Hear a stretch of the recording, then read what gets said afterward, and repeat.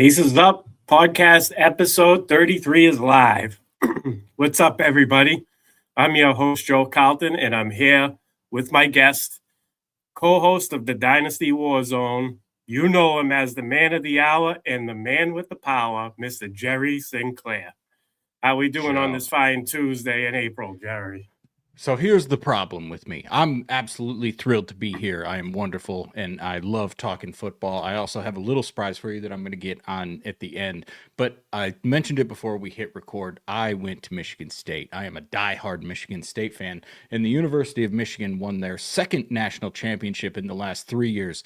So this is my sports 9/11. If you want, I had an old coworker call me today, and he did nothing but talk shit for 10 straight minutes. And eventually I had to say, I love you, buddy. I'm hanging up on you. Like, I cannot hear you talk about this anymore. So beyond that, I am absolutely wonderful. We are creeping towards the NFL draft. We are creeping towards dynasty rookie drafts, which is absolutely the most wonderful, delicious time of the year. But a little surprise for you, because, you know, I have seen your stuff and I saw your background. You got a little bit of the poker stars. Yeah, buddy. Company Nice. man. Nice. I've had this shirt for like like that. 20 years. I had to Me bust too. it out. That too. Yeah, I won that on the stupid website back in the day when it was legit. Online poker was legit. I miss it. Listen, that's the good thing is, you want to talk about my background and sort of, I'm going to just segue right into it because it sort of leads into it. I live in Iowa right now, which I want you to envision what Iowa looks like in your brain. And I'm guessing you're imagining just fields of corn, and you are not even close to the amount of actual corn that there is. This is a flat, hellish landscape. Born and raised in Metro Detroit, cannot wait to get back. And in 6 short weeks, my wife will be graduating from vet school. I can be back, and Poker Stars is legal there, so I will absolutely be having a majestic time. Or I'll go broke. You know, either way. But I'm going to have a great time. Wife might be upset. Nice. I like that. That means you enter a poker tournament and then you start doing good, and then like 4.5 hours in, you go, what am I doing? Why am I still playing? Yeah. Sounds right. Yeah. You lose sleep. You call out sick work, from work the next day. That's great. But I think you mentioned to me in the DMs that you are currently unemployed, though. So that's a great feeling. Yeah. Yeah, it's great. It was chosen. It was chosen for me. So it's the first time since I was like 15 years old that I've been unemployed. Nice. So yeah, just sort of enjoying that for the next couple of weeks until we move back. Yeah, I had a little stint with that in between companies. I took about 4 to 6 weeks off and kind of just like regrouped. It's a nice little mental vacation for sure. Yeah, I've played a lot of video games. Unfortunately, I've also had to do lots of chores because I'm the only one that's here, so that's sort of inevitable. But when you have all of the time in the world, it's fine. Nice. So you are the only person that I've ever spoken to, met, or even associated with, we'll say, that is from Iowa. So that's a pretty cool little check mark. I mean, you are a Michigan dude, obviously, and you're moving back. So I do got to say this. I hate to say it because you're already upset about it, but I'll throw another jab. Just because I grew up in the heart of the Fab Five era, I happen to like always have liked Michigan, so it was kind of happy for me to see them win as well. I see the Patriots pin it too, so I'm guessing you're a big fan of Mr. Tom Brady, who is another man that I cannot get behind because he has brought me nothing but agony throughout my childhood. Nice. I will say this, for about the first 3 weeks, I argued that Drew Bledsoe got screwed, and what the hell are we doing here? For about 3 weeks. Yeah. and then you forgot that argument for a couple of decades.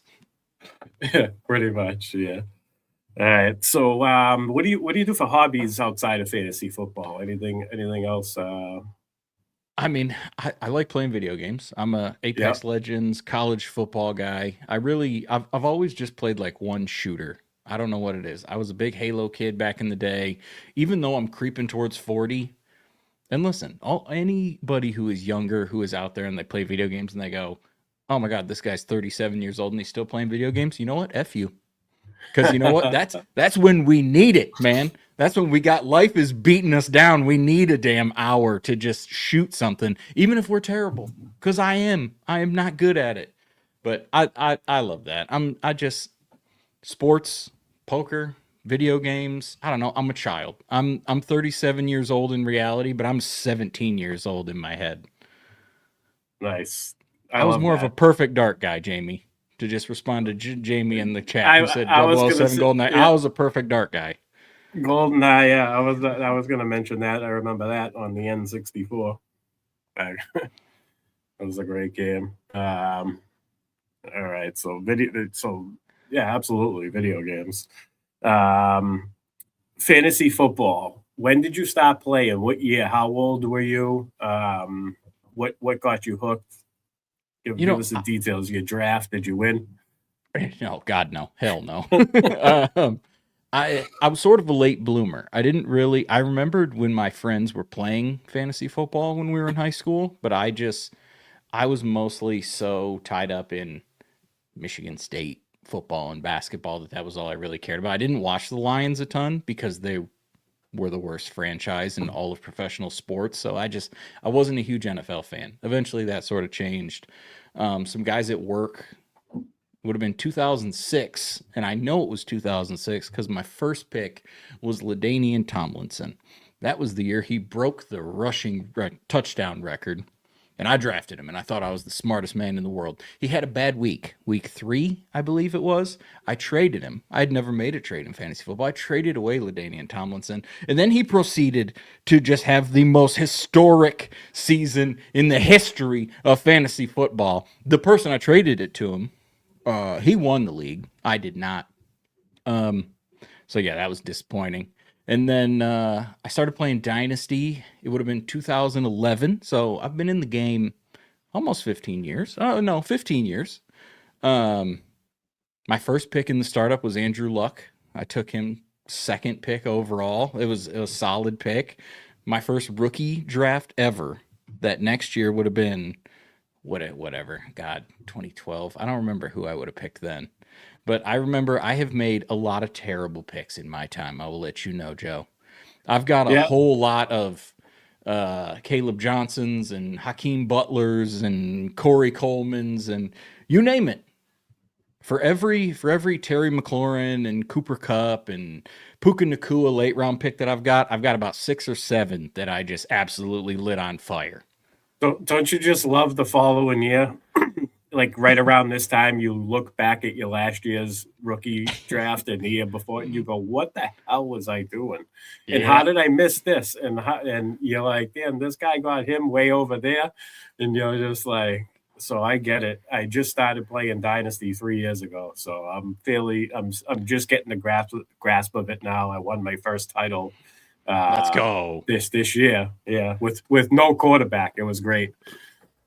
I did it with Daniel Jones, Justin Fields, Mac Jones. Oh I yeah, did you were piecing it together with shoestring and bubble gum. and I put Jamar Chase in my super flex. And I think I mean, I'm, hey, solid. it's not 40 points, 30 to 40 point sailing like a quarterback, a real good quarterback, but it is, and it got it done. So I was happy about that. And I feel like I've progressed in the 3 years. So I'm going to stick with it. And I only have 2 teams. Okay. Yeah, I have two No, teams. I got a follow-up question. So when Yeah. so you're not new but relatively new. Did it consume you immediately? No, no, because I've been playing fantasy football since 1998. Oh, Just good just God. dyn just dynasty 3 years. Gotcha. It took me a long time to I you know when I wanted to master what I was doing first before I guess I didn't want it to take away from my prep for what I do for the redraft high stakes leagues. You know what I mean? Fair. But You know, I was relatively new, so I just tried to jump in every league that I could. I played Devi leagues and campus to Canton leagues and stuff, and I realized, a few years later that they were not my style. Like, I have one Devi league that I still play in because I've played in it for so long. But at one point, I think it was like anytime anyone would ask me to join a league, I was in because I just wanted to try all the different, just wild variations of stuff that people had. Not anymore. Now I'm like an old man who yells at clouds. Like, I want my super flex, my tight end premium. Let's just keep it right there. I don't need anything cute anymore. right, I love the league that we have, that Dynasty League. I absolutely love that format. The 3 flex, must start 2 tight ends, super flex. That is an awesome format. No kickers, no defenses, just straight. The offense, problem with that league is I have just been awful in it since the beginning. Like, we did the startup, and I was trying this thing with a giant chunk of my leagues where I wanted to punt 1 year and see if I could, suck for a year, get all the picks, and then win in year 2. So I tried it with probably 7 or 8 of my leagues. Every year that I started, or every league that I started that year, I did that same exact strategy. In hindsight, horrible strategy. I wouldn't recommend it. It's not, it can work. Don't get me wrong. But our friend that was in that league, Paul Dent, he's Diddy in that league. He did the same strategy, and he did it better than me. And he got second that second year, and I think he's won it since then. And I've just been trying to, like, piece it together as best I can. And I have just done a horrible job. And I've got a couple first round picks, so I'm trending upward, but it's just been such an uphill battle. I got to ask you though, because when I looked at you, when we did that dispersal last year, that 6-team dispersal, that's how I got in the league. I took over, I believe it was Theo Kreminger's team, right? Yep.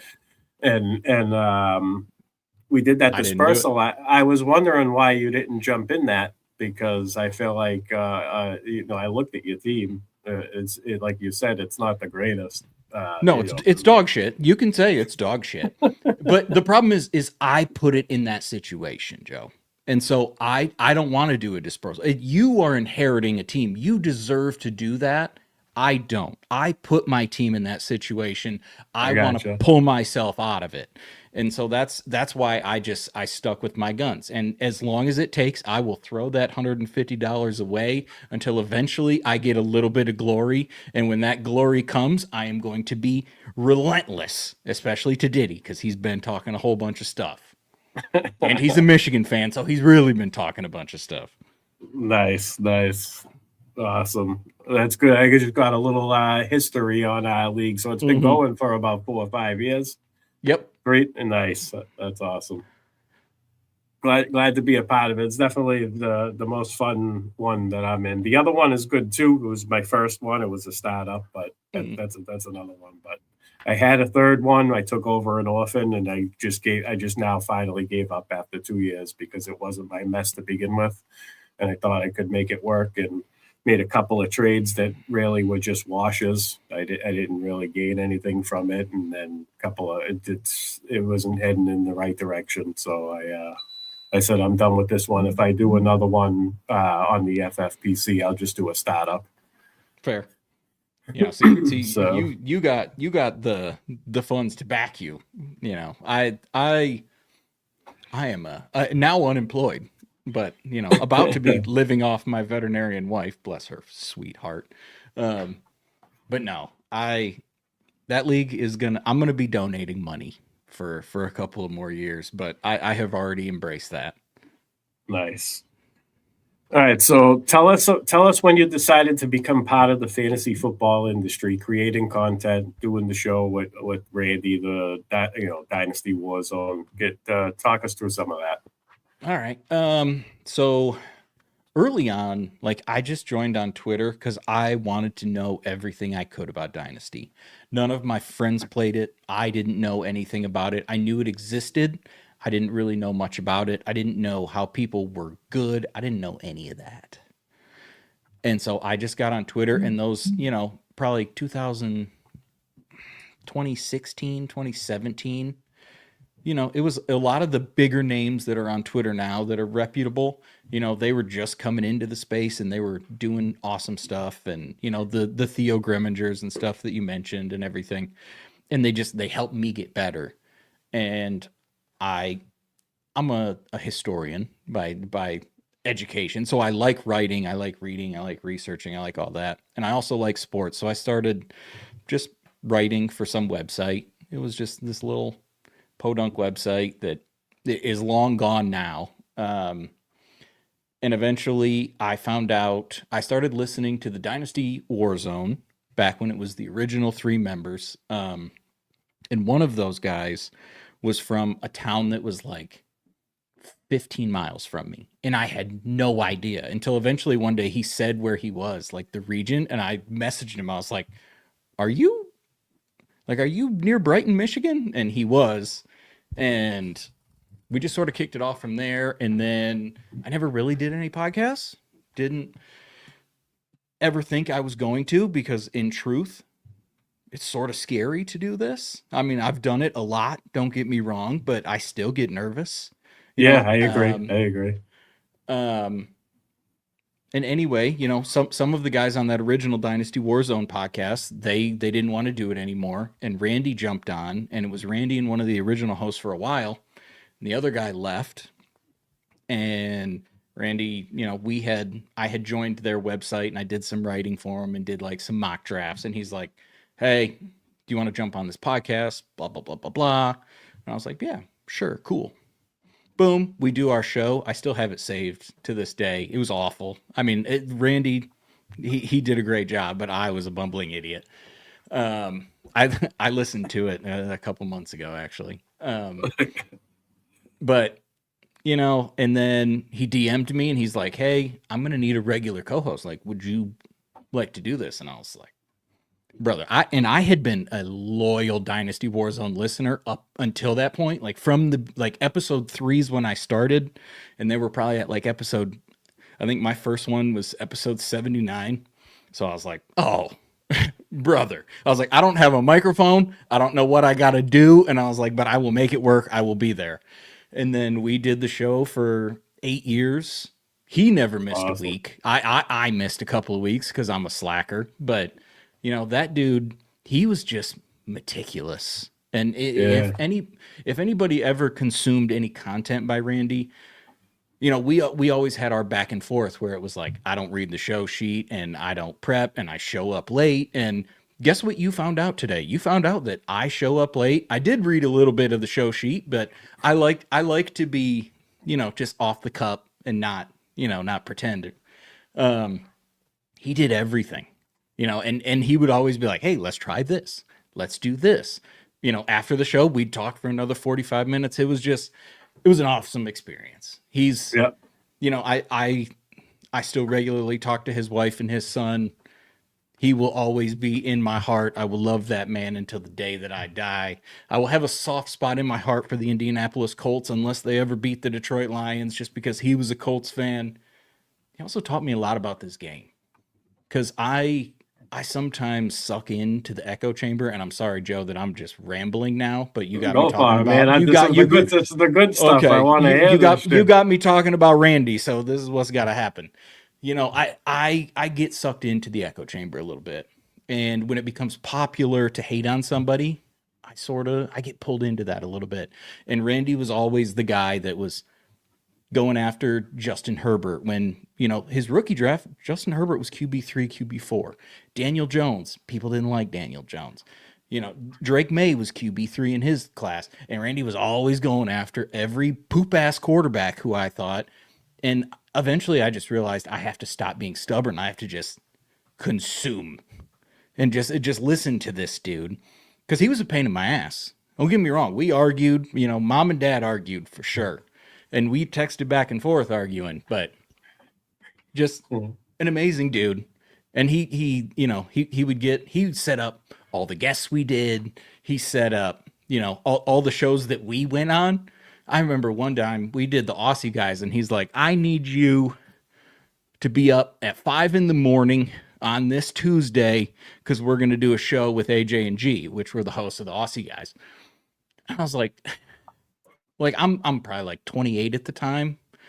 Like I work a shitty job. Like I stay up until 5 in the morning. Like I'm not waking up at 5 in the morning. That dude called me until I woke up, and I go on the show. I got like a coffee, and I'm like, just don't talk for the first 5 minutes. Like you just do what you got to do.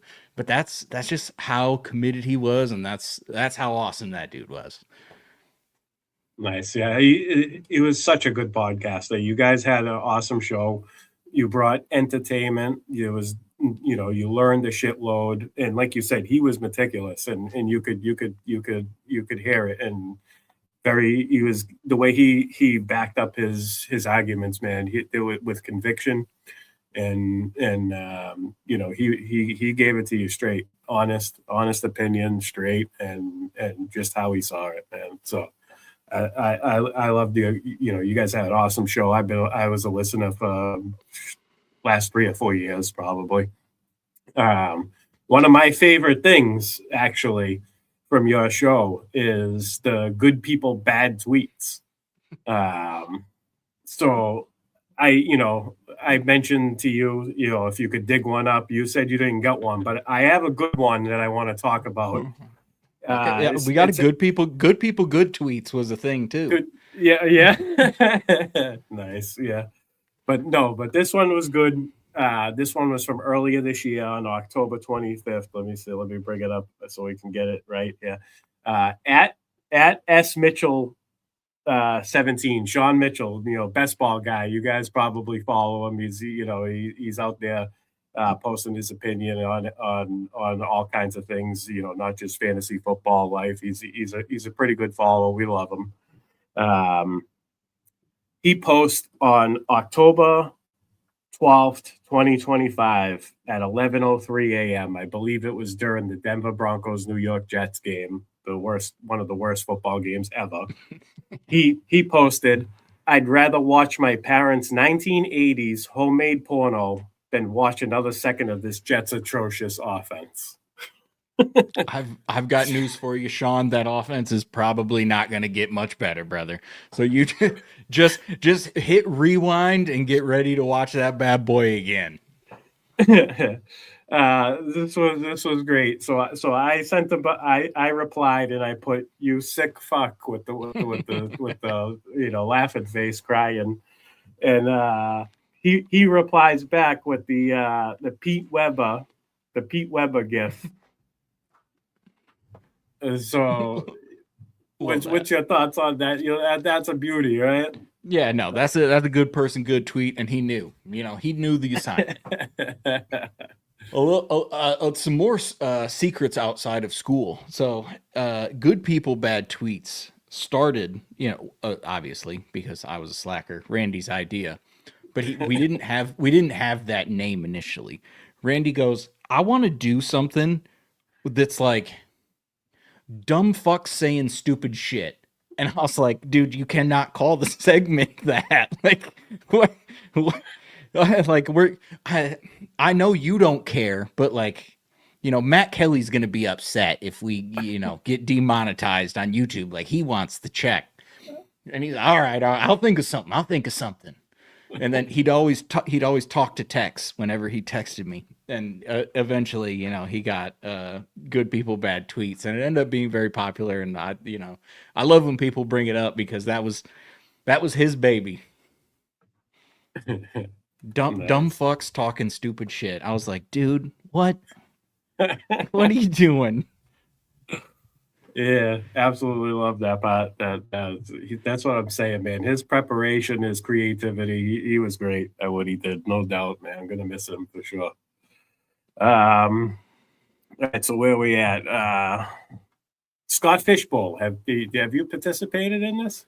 I've been in it. So the first couple of years I was sort of a content creator. I didn't make it, and it sucks man. You know, you feel like you're on the outside. Eventually, I started doing the podcast with Randy, and Randy would do this trick where he would invite Ryan McDowell on right before the Scott Fish Bowl every time. And if, you know, he would sort of pander to get invites for us. Eventually, I just sort of got on the list and it's cool. But, you know, I've had a couple years where I have done well and other years where I've been the worst player in the world. Like, this year, my team wasn't great. The 2 previous years before that, I made it, I think, to the second or the third round of the playoffs. So I was cooking pretty well. I had hopes of grandeur only to fall apart right at the end. The first time I ever got into the Scott Fish Bowl, you know, so excited. 3 or 4 years in the space, finally got the invite. Hell yes. First overall pick. And I went to Michigan State. I pick Le'Veon Bell. Le'Veon Bell sits out. I don't get a single second of the number 1 overall pick. My team wins like 3 games. It was horrible, but you know, it's fun. The things that Scott Fish has done, just unbelievable. Dude's just a genuinely good human being. Have you ever done the Scott Fish Bowl? I have. I've for the past 3 years, I've done the live Boston draft. Okay. That was going to be my next question. Have you been to a live draft? I have not. But also I've been in Iowa for the last 4 years, and they might have done live drafts prior to that. But I'm guessing once I am back in the Metro Detroit area, I will probably end up going if I am lucky enough to get a spot, just because it's fun, man. Yeah. I mean, Scott Fish Bowl, that's a fantasy holiday that day, that first draft. And you know, it sucks when people time out or they take, like, I'm a person that I usually don't complain about people taking the time on a slow draft. But like, it's the Scott Fish Bowl. It's the first round. Everybody's excited. Can we just do it in the first couple hours? Like, a few years ago, I was in there with a very big name, and I'm not going to mention said name, but they timed out in the second round. And I have lost all respect for this person since that moment. And I see them talking smack on Twitter, and I'm ready to just send the screenshot one time when they say the wrong damn thing to somebody. Because I was flabbergasted that you could time out in the second round of the Scott Fish Bowl when so many people just crave to be a part of that thing. Right. Oh, God, it pissed me off. I agree. So the live drafts, one thing about the live drafts, Scott makes us stop at round 10 because he wants it to be all about socializing and networking and having a good time and engaging with each other. So he tells you to take your time, even though whenever I'm on the clock, I usually get yelled at that I'm nowhere near the draft board and, and it's my turn and I got to hurry up and pick. But he shuts it down at round 10 and then we finish the rest online. And we usually finish it fairly quickly. I mean, the guys in live Boston draft are awesome. Andrew Cooper runs it. He coordinates it with Bob Gilchrist. Our own Kala is involved in setting up a lot of the stuff, and you know, everybody's involved. We raise a ton of money. We get a bunch of Red Sox, Bruins, sports memorabilia. I was going to say paraphernalia. Yeah, but you know what I'm saying. Yep. And you know, there's like blind bids, silent bids. You know, it's all the money goes to charity. Last year we did over 10,000 at the live event, so that was pretty cool. That's awesome. But yeah, that's what I'm saying. And it's a good time, man. And it's a good time. You get to walk up to the board, put your pick, talk shit, whatever. Which, listen, I could listen to y'all from Boston talk shit every day of the week. You know, I have this accent where I just slur every word together. It has no character. You guys got character, especially when you're talking shit. Nice. And how about the Fantasy Football Expo? Randy and I went, I couldn't tell you when it was, but it was probably 4 or 5 years ago. we just hung out. We didn't get a booth. We didn't plan on doing any Warzone stuff. We hung out with a few people that were like in our Patreon group. I remember I walked in and my man Bama, he had a Dynasty Wars. I'm calling Randy. Randy's not answering. He's an old ass man. And when I got there, he was talking to Scott Fish, which I understand why he was ignoring my phone calls while he was talking to him. But I walk into the hotel, the Doubletree or whatever it is in Canton, and there's a bazillion just fantasy nerds everywhere. Like I'm in heaven. And I look and my man Bama has a Dynasty Warzone shirt on. So I'm like, well, fuck. And I didn't know what he looked like. So I walked over there and immediately, Jerry. And it was awesome. It was awesome. Now that I will be closer again. So, once I move, likely to do it because I don't know how far of a drive it is from Ames, Iowa, but it's got to be like 11 or 12 hours or something.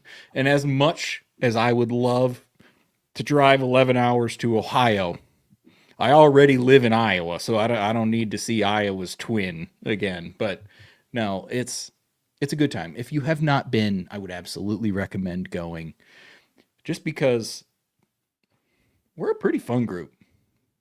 And I know we bicker and we argue about prospects, but here's the thing.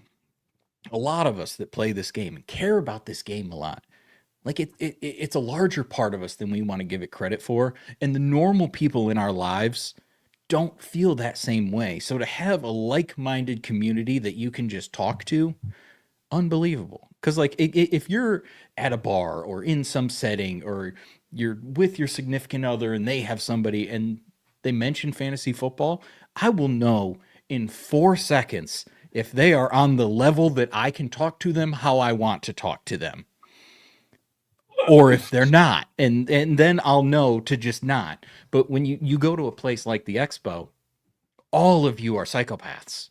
Every single one of you just inject that fantasy and dynasty drug into us, and we just let it take over. And it's wonderful to be with 1,000 other people that are just like that. It is absolutely a great time. And one thing I took, I got out of the expo. I went this past year for the first time and had a great time. We had a booth set up with the sports affiliation on the Sunday. I played the poker tournament. Didn't do much, but I did double up once. But if you didn't win, you didn't do anything. So yeah. But had a great time talking to everybody. The forums that they have, where they were talking about the IDP. I don't know if you play IDP, but I played my first IDP league this past year too, and I learned a lot.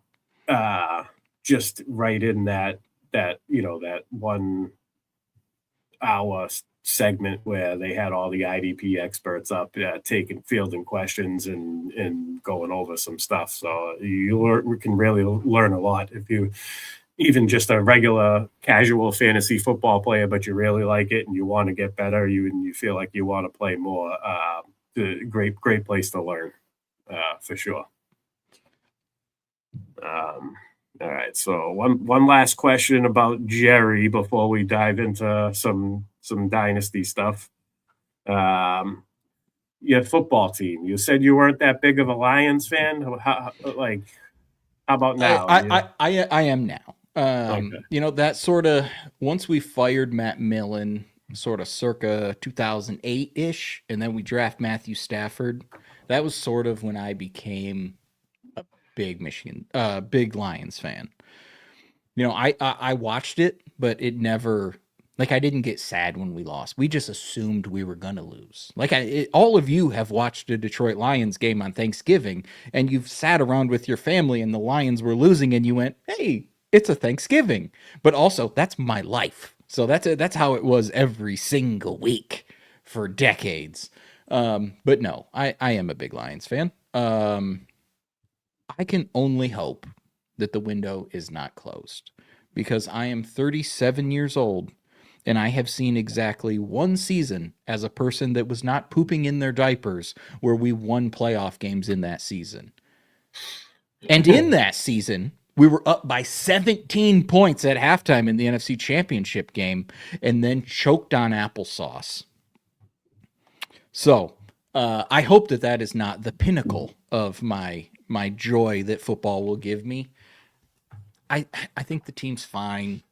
You know, the problem with the NFL draft this year is like we're not picking super early like we have in the past. Like we're not getting Aiden Hutchinson or Penei Sewell. You know, we don't need offensive pieces, so we're not going to trade up for JMO, or we're not going to trade back and then trade back up for Jahmyr Gibbs. Like we're going to take a guard, which is not super sexy.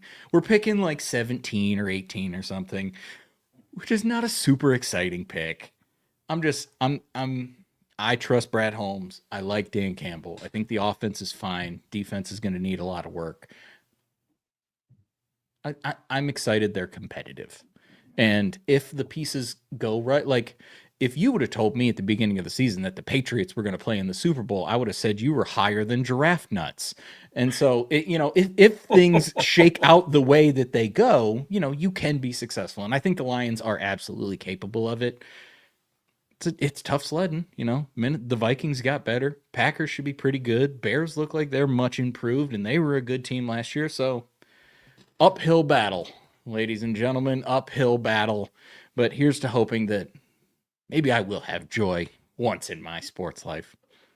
So we got to shout out Jamie real quick. He's been killing it in the chat with the comments, the as compliments. Always. Yeah, much love for James in the chat. I see Tootsie Pop there too, Rachel.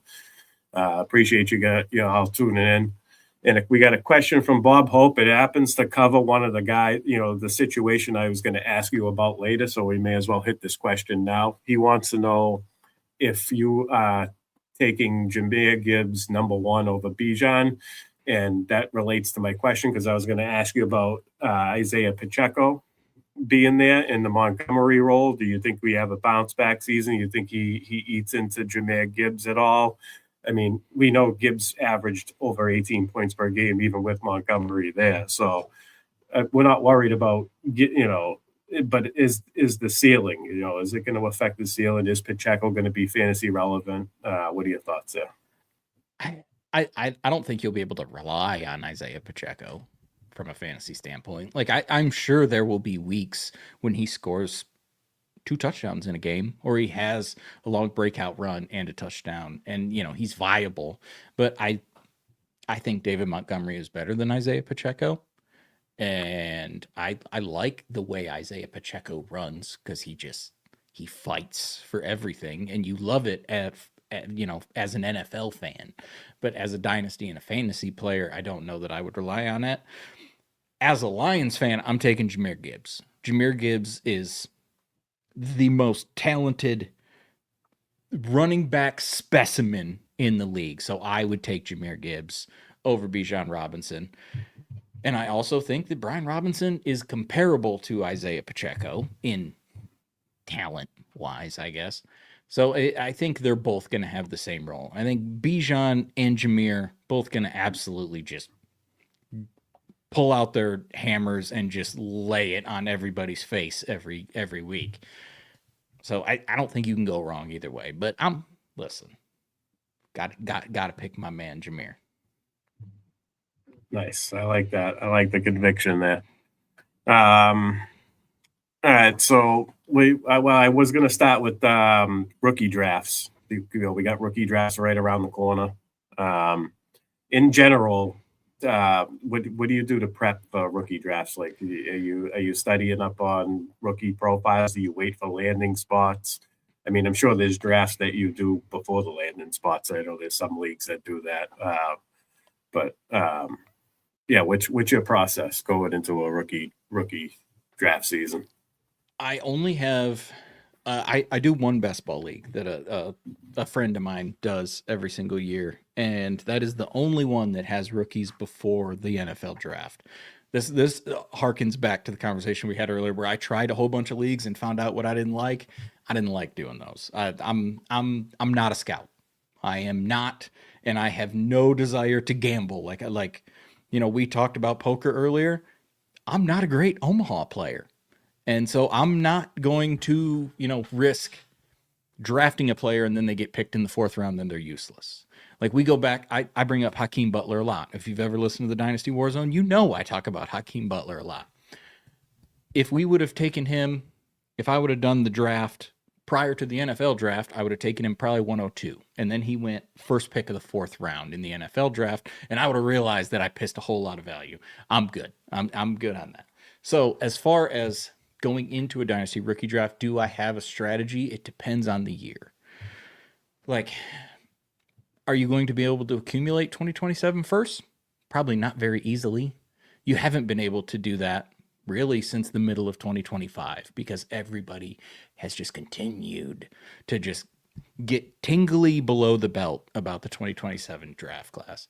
So this year, I think it's, if I have one of those first 6 picks, you know, if I have Jeremiah Love, if I have the first couple of wide receivers, if I have a Kenyon Sadiq, Fernando Mendoza, I need one of those players. I'm cool with keeping it. And if I don't, I'm probably just going to go for a vet that people don't value as a first right now. Because that's the biggest thing for new people in Dynasty that they don't realize or they don't exploit. It's not that they don't realize. They don't exploit it. There's a time to trade your first round picks. There's a time to trade your veterans. And there's not the right time. And not everybody has learned that yet. Right now is the time to trade away your picks that you don't necessarily need. So if I have 109, 110, I have a relatively good team, and there is somebody in your league that has watched YouTube or read analytics about this player, and they are falling in love with tons and tons and tons of guys, and they think it's 15, 16, 20 players deep. And if you look historically, the first round of your Superflex rookie draft, 50% of them are going to have a top 24 season at their position at least once in their career. The other 50% will never have a top 24. So you're looking at a coin flip. So I'll trade, you know, I say this every year, and one day I'm going to be wrong, but it has yet to be wrong. I'm going to trade one of those later picks for Derrick Henry. Because everybody thinks Derrick Henry's 150 years old. He's going to fall off the face of the earth. And you know what? 110 is a lot for a guy who's super old and has run a lot. Here you go. I will add Derrick Henry to my championship roster, and then he's going to drop 50 in the championship game. And Daddy's got your money. But you got my 110, so enjoy that. So that's you know, my strategy sort of this year. You know, a lot of people will tell you to try and trade him for 2027. That's just, it's going to be tough to do. You're probably going to have to lose value. Just be smart. Don't commit to a player or a strategy or a position group. What Bruce Lee say? You know, be like water. You just gotta wing it, sort of. Because otherwise, you'll be like me a couple years ago with damn Hakeem Butler. He was my wide receiver too. He fell to the 4th round. I'm going to be the smartest guy in the room. I'm going to take him at 110 in my home league. That boy never scored a point for my damn team, and I wasted a 1st round pick on him. So just be patient. Think macro strategy. That's the best advice I can give for somebody going into a Dynasty rookie draft. And what about landing spots? Those are obviously clearly important when you know.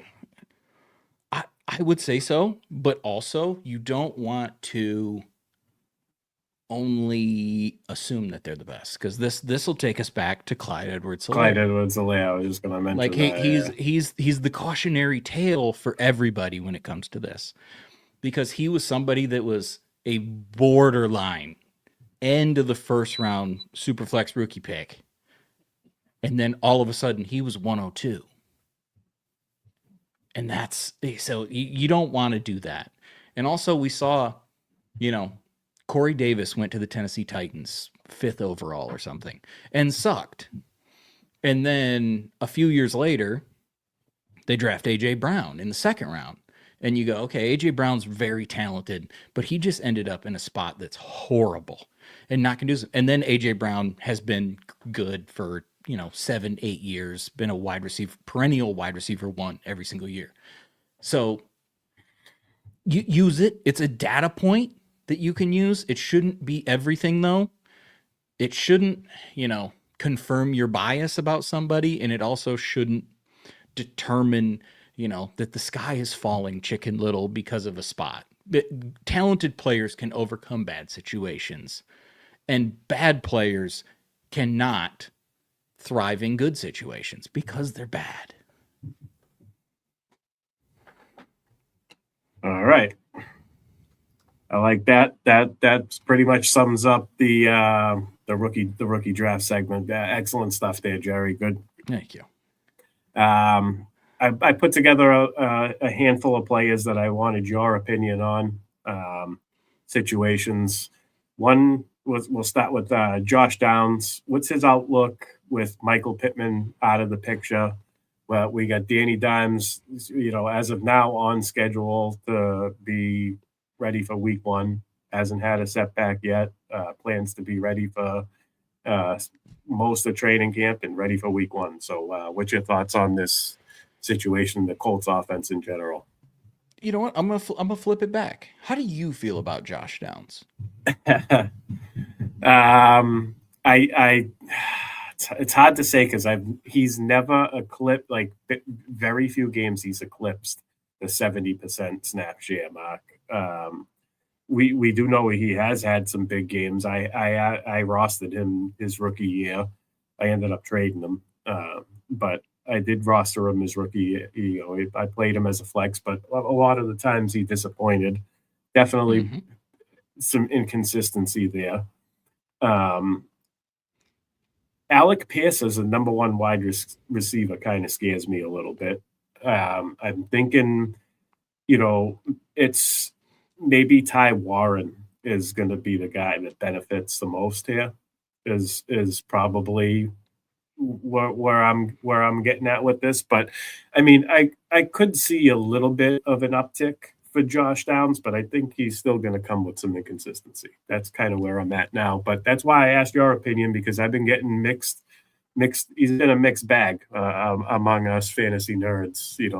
How we feel about the situation. So I am not the biggest Josh Downs guy in the world, and I don't know that I could have said it much better than that. I think Alec Pierce got paid like he's the guy there, and Tyler Warren came into the league like a wrecking ball, and it doesn't seem like that is going to change. So Josh Downs could be a good NFL player, and he could be good for the Colts, and he may have some pretty good weeks if you're playing in fantasy or dynasty.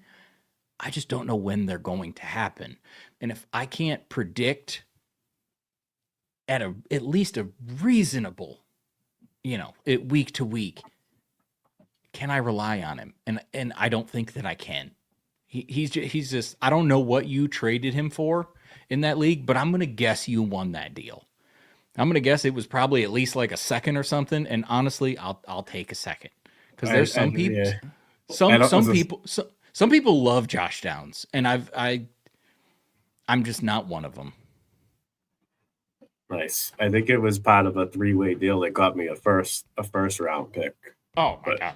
But there was multiple. I think it was three parts involved. I don't remember exactly what, but I don't care. I don't care what else you had. I don't care what other candy bars you had to throw on top of that. That is sold American.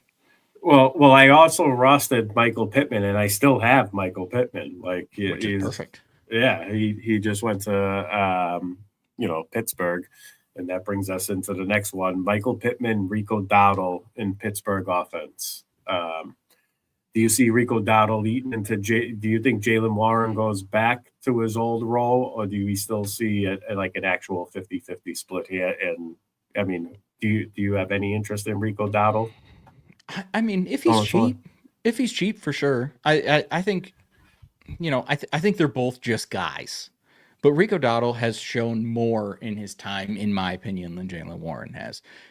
But also, like, Rico Dowdle has just never been sexy in the dynasty world, which has always sort of made him a value.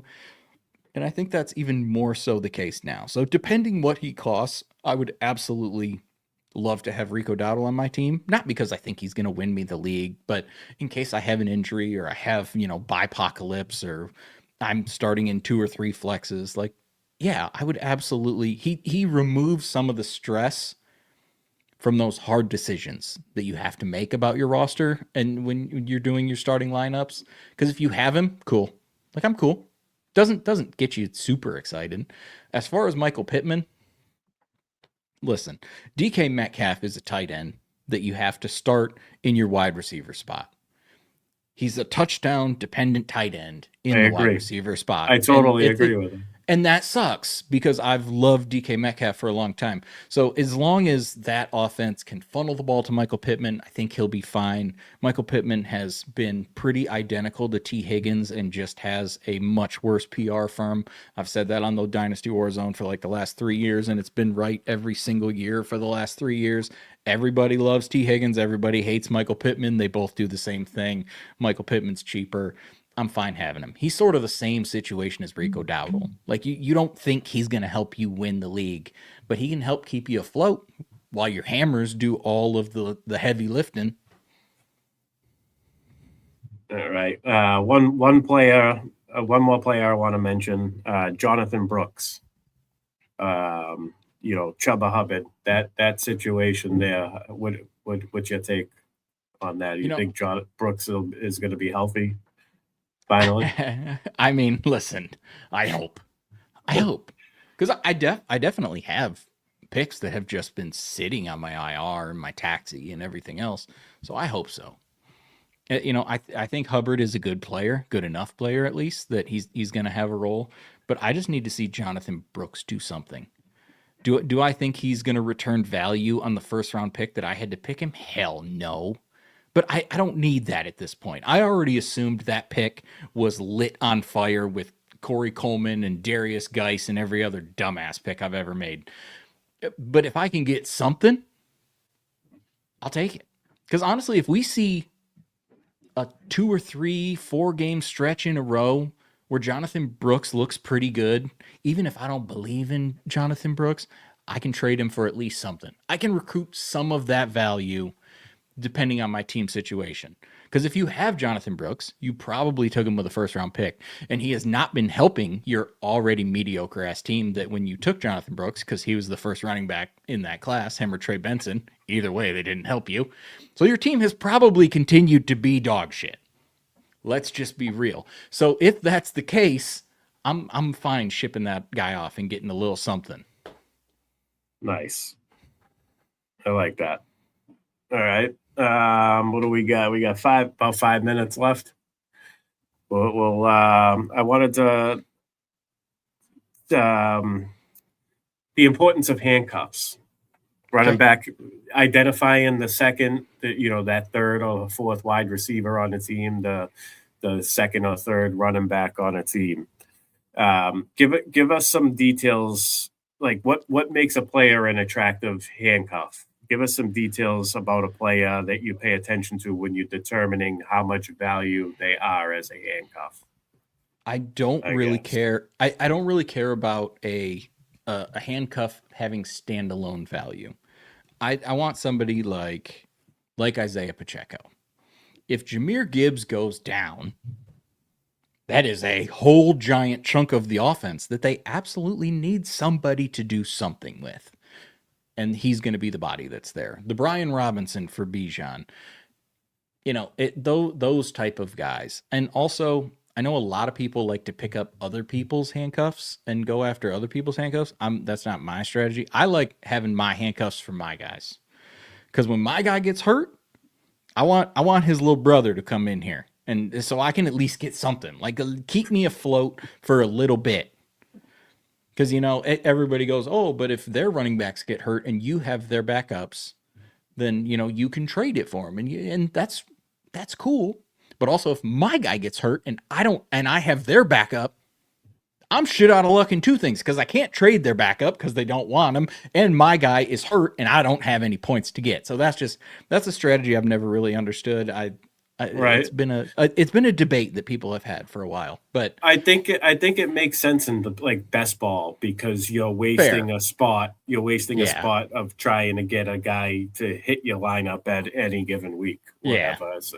But in Dynasty, I think it makes sense for not just that, but like what happens when the rookie contracts expire and then they go to a different team. Now you got two running backs. There you go. Like that could happen if you end up hanging on to them for that long too. But it's just Dynasty is a long-term game, so you gotta, even though you're playing in 1 or 2 year windows, you do have to keep like an open mind on what how it could play out long term as well. So, and that's why analyzing contracts is one of the big gems that people just they don't pay enough attention to, at least newer players, because right. it tells you exactly what the team thinks of that player, and it gives you at least a glimpse into about how long they should be dynasty relevant for, or at least it gives you a little bit of hope, which is something, because that's what we're doing.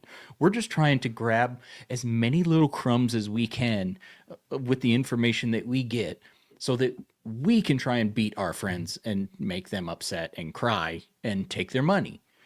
But I'm not in the locker room. Like I'm not a coach. Like I don't know how much they like players and this and that. So I just have to do with all of the information that I have to try and make the best that I can. And contracts, money talks, bullshit walks. And if the team is showing you how much they're spending on a player, it shows how invested they are in them, and it should at least show you their situation. Sometimes, a player's in a bad situation, gets paid a ton of money, and that hinders them. But at least it's information that I have. I know about what Garrett Wilson should get. It being stuck on the poop ass Jets for the next couple of years. Like, he's not gonna set the world on fire, but he's not gonna be terrible. And that gives me an idea of what his value should be. I like that. That's excellent advice. Bringing that up, and I just lost my train of thought. Sorry, Chair. You're good. This happens at least once a show, so this is what I get for taking a 3-week break. No, 3-week lazy ass is what happened. No, fair. Welcome to my world. It's a dead part of the season. It's tough to beat the same drum every week. So I like to wait it out and get some new material or whatever. This is the calm before the storm, because we're gonna get 3 weeks from right now, and all of our lives are going to be rookies, the NFL draft, rookie drafts, and then we're going to hit everything else, and it's just going to be wonderful. It's going to be absolutely the most wonderful time of the year. Oh, God. Nice. Well, Jerry, we're approaching the 1 hour mark. We know you got to pick up your lovely wife. So appreciate you coming on. This was awesome. Great show. Great chatting with you. Tons of good information. The chat was lit tonight with Jamie in there, keeping it going. Man, I don't know what else to say. Let the peeps know where they can find you before you take off. Jerry Sin DWZ on Twitter. Not on there a ton, but honestly, if you DM me, I will probably give you my phone number and we can just bullshit football that way. Because honestly, that's something that Randy did with a lot of people, and I think it is a much more conducive way to do it. And other than that, just try not to make as many mistakes as you can. Or learn from the ones that you have made, because good God, I have made plenty. Just enjoy the draft. Enjoy your rookie drafts. Do whatever makes you happy. You know what I mean, Joe? I mean, if you want to do a startup, if you want to do, you want to have 30 leagues, if you want to have one league, don't let any of these mouth breathers out there make you do what you want to do. And if you love a player, take the player, man. You only get one chance. This is your team. Do whatever you want with your team. And if it's Hakeem Butler that you pick, at least learn from it in the future about why that's a bad idea. If you're going to screw up your team, don't do it because someone else told you to do it. Because I heard a whole bunch of people tell me Jalen Reagor was good, and I thought that was the dumbest shit I ever heard. And I was at least right about that one. So People were taking over Justin Jefferson that year, right? Yeah, I a wasn't. lot. I wasn't playing Dynasty yet, but when I heard that, I was like, "Whoa!" Well, if I'm gonna take a shot at Randy real quick, guess who was a Jalen Rager guy and not a Justin Jefferson guy? That was one of Mom and Dad's big arguments. Nice. Got you on that one, brother. Joe, I appreciate you having me on, man. It is, it's always tough for me to get back behind the microphone. This is only the third time I've done it after doing it every week for 8 years. I just appreciate it. I mean, absolutely, man. God, That's why I've been looking for this. I've been looking forward to this one for weeks, man. We couldn't make it happen a few weeks back, but glad we had you tonight. Glad to get you on. We got to ease you back in. You belong in front of that mic, man. You were killer tonight. I appreciate you, brother. It's just, much appreciated. Everybody in the chat, thank you for just making it enjoyable. It's Jamie, you've been my motherfucking man for a long time. And I'm sorry that I swore so much on this podcast, Joe. I do it. I'm trashy. I can't help it. I got a potty mouth. I'm right there with you. I'm right there with you. No. Love all of you. Thank you. Hell of a show. Let's go. All right. We're going to end it with that. Hell of it. Good night, everybody.